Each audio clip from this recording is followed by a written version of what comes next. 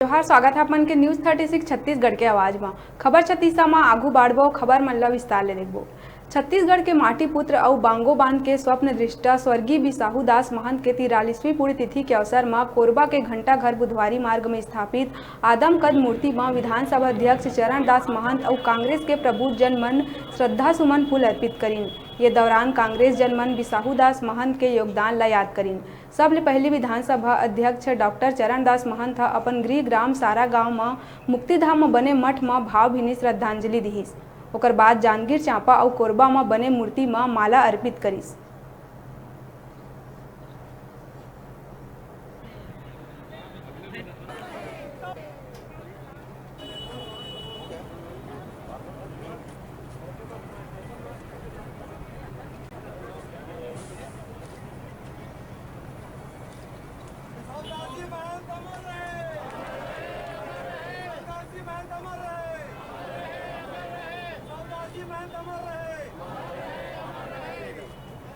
मेरे पिताजी को इस लोक से गए 40 साल हो गए।